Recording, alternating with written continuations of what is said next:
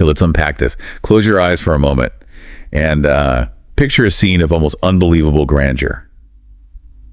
It's 1911, the coronation of King George V and Queen Mary. Imagine, like, Westminster Abbey just filled with shimmering silk, gold glinting everywhere, and this sea of faces. The absolute elite of British society, you know? Now, within this huge spectacle, let's zoom in. Our gaze is drawn to two figures standing shoulder to shoulder. Prince Alexander of Teck and his wife, Princess Alice of Albany. You could almost feel the weight of history, the sheer magnitude of the event reflected in how they're standing, what they're wearing. It is fascinating, isn't it, how just one photograph can capture such a pivotal moment. It freezes in time, not just the people, but also, you know, the social structures, the visual language of power itself. It's like a historical document, but made of light and shadow. Totally. And if we move in even closer past the big picture, we see Prince Alexander and Princess Alice aren't just like guests. They're deeply connected to the monarchy's heart. Alexander was Queen Mary's brother, right? Making him the king's brother-in-law. And Princess Alice, she was the king's own sister-in-law. So their being there wasn't just ceremonial, it was family. Puts them right in the inner circle at this massive moment. It really does highlight that intricate web of kinship, doesn't it? The one that underpinned European monarchies back then. They weren't these isolated groups, they were interconnected families.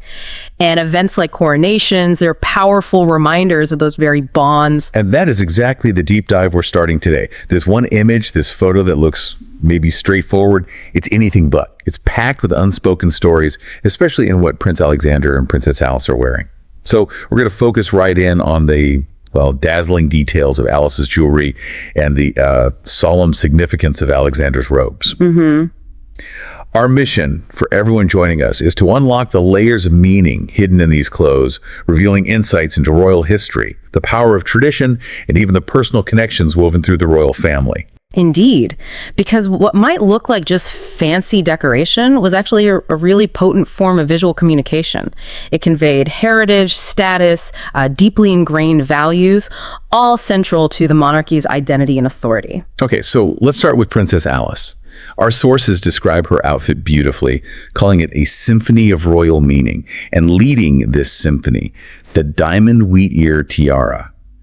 Just picture this graceful arc of diamonds, each one meticulously shaped like a ripe ear of wheat. It must have been absolutely radiant. Oh, it would have been stunning. And the symbolism of wheat ears is just so rich. It represents not just, literal fertility and a good harvest, but also broader ideas like prosperity, the flourishing of the kingdom under the new king and queen. These were really powerful hopes projected onto the monarchy. But here's where it gets really interesting.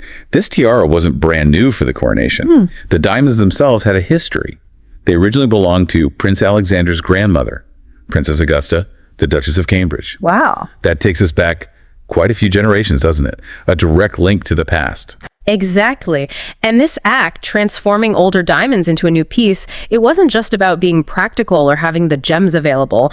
It visually reinforced the enduring nature of the royal family. It suggested their history wasn't just static, but constantly being renewed, represented. It's a tangible connection to ancestral legitimacy. And it gets even more personal. It was Prince Alexander's own mother, the Duchess of Teck, who took these historic diamond elements and, arranged for their transformation into the tiara we actually see Princess Alice wearing in the photo. Yeah. It's a fascinating act of family legacy being passed down, reshaped for a new time. It really drives home that idea of continuity, right? The precious inheritance of the royal line literally shining through these amazing jewels. Precisely. It speaks volumes about the deep value placed on heritage within the royal family.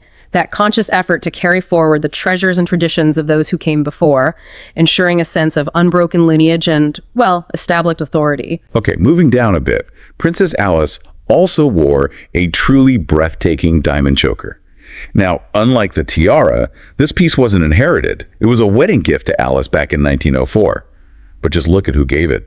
We're talking King Haakon VII and Queen Maud of Norway, Princess Victoria, the Duke and Duchess of Fife, and Prince Francis of Teck. I mean, that's basically a who's who of European royalty.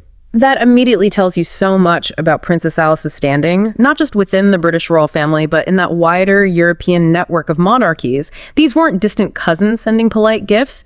These were major figures showing their personal esteem, their affection on a really personal occasion. It just underscores her place within that whole interconnected royal landscape. It really does speak volumes, like you said.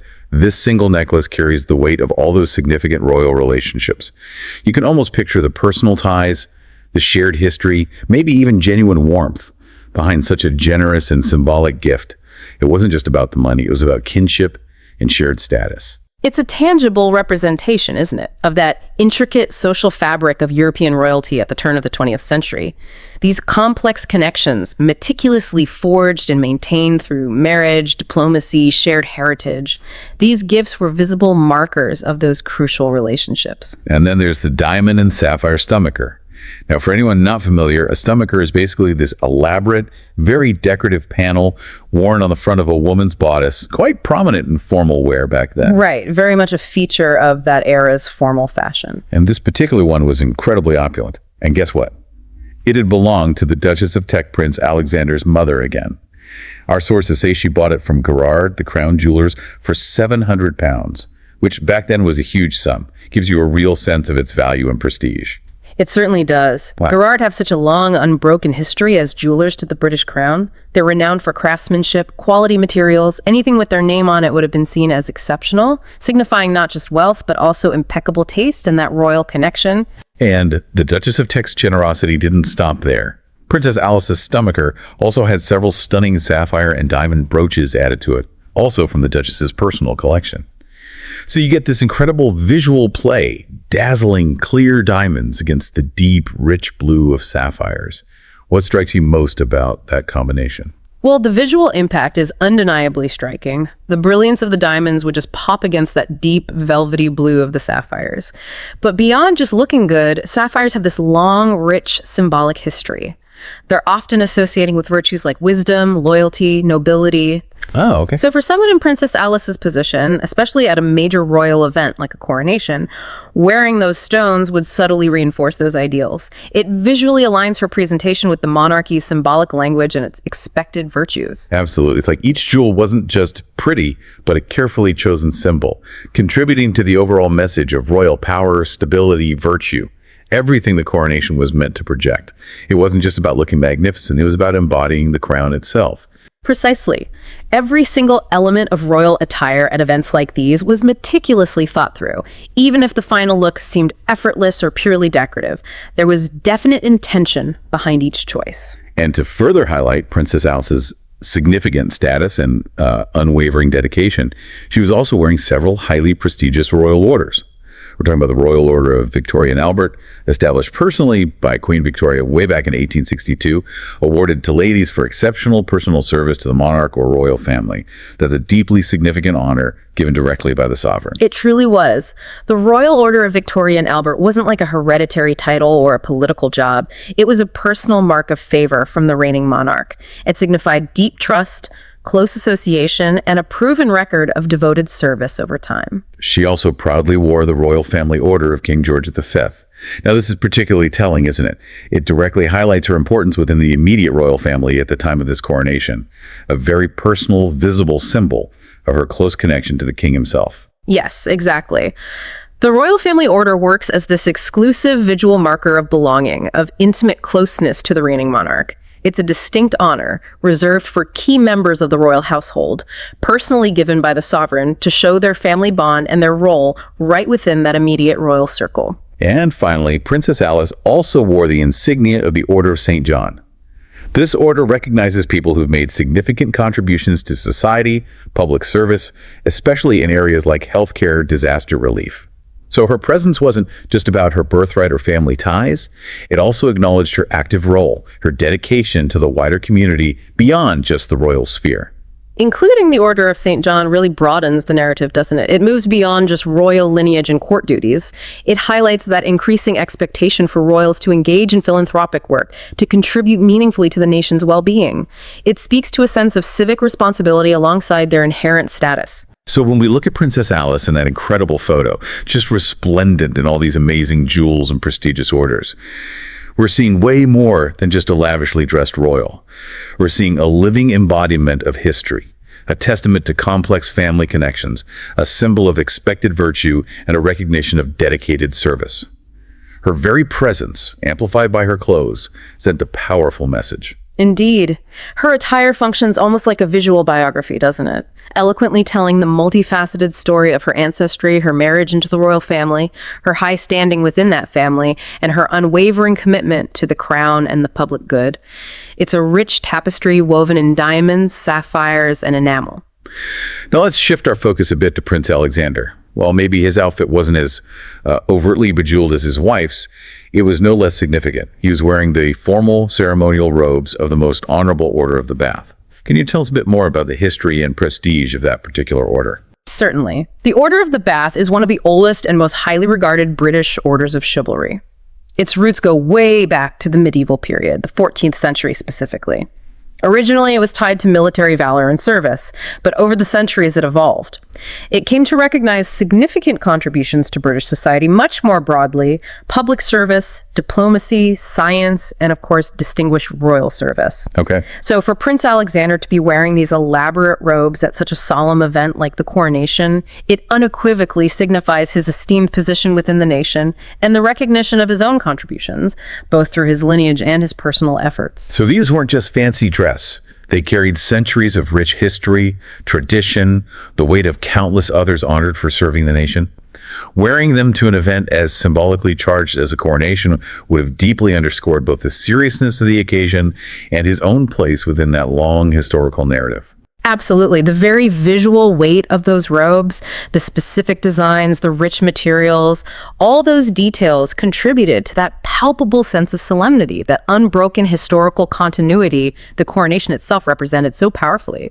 Prince Alexander, by putting on those robes, was visually aligning himself with that long, distinguished tradition of service to the crown and the nation. And our sources point out how their combined look. Princess Alice's radiant jewels catching the light and Prince Alexander's stately, tradition-heavy robes created a truly harmonious and regal presence. You could just picture the impact they must have made standing together at that key moment. Yes, they presented this unified, powerful image, embodying both the dazzling opulence and the inherent steadfast dignity the royal family aimed to project.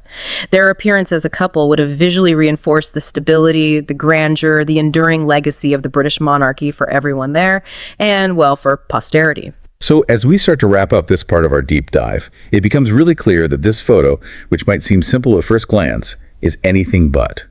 It's a meticulously composed visual story. Princess Alice's jewelry, each piece carrying its own history and symbolic meaning, and Prince Alexander's robes, representing centuries of honored tradition. Together, they weave this compelling, multi-layered narrative. And it's a story fundamentally rooted in themes of heritage, unwavering loyalty to the crown, and the enduring strength and continuity of royal tradition.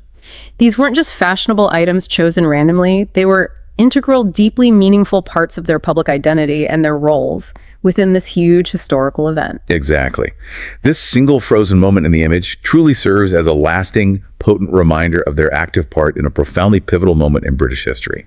It continues to offer us, even over a century later, a fascinating, richly detailed glimpse into both the dazzling opulence and the profound sense of inherited dignity that defined the British royal family at the dawn of the 20th century.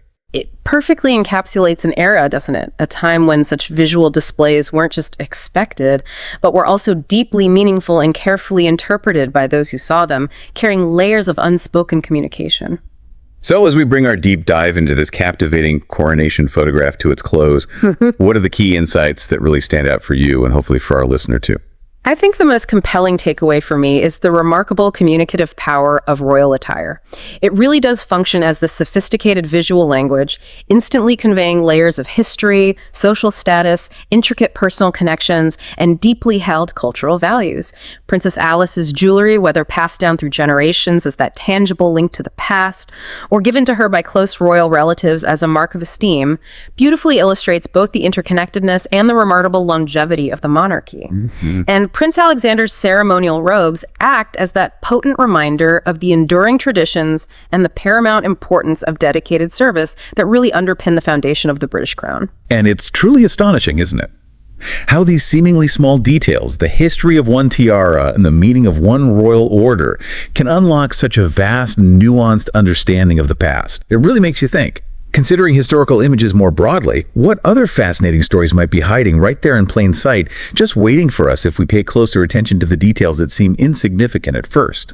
That raises a really crucial question about how we approach and interpret visual history, doesn't it? What underlying assumptions do we unknowingly bring when we look at something? And what potentially significant layers of meaning might we be accidentally overlooking without a more focused, informed examination? It really encourages a more critical, more inquisitive engagement with the visual records of the past. Absolutely. It's a powerful reminder to really look beyond the surface, question our first impressions, and delve deeper into the rich tapestry of visual evidence the past has left for us. If you found this exploration of royal history through a single photograph as fascinating as we have, we definitely encourage you to explore the extensive collections of the Royal Collection Trust online. It's an absolutely incredible resource, just packed with visual and historical information. Oh, definitely. And maybe this deep dive has sparked an interest in the history of royal coronations. More generally, it's a topic brimming with fascinating rituals, traditions, and historical significance, just waiting to be uncovered. Indeed. There's always more to learn, and these glimpses into pivotal historical moments continue to offer invaluable insights into the complex forces and enduring traditions that have shaped the world we live in today.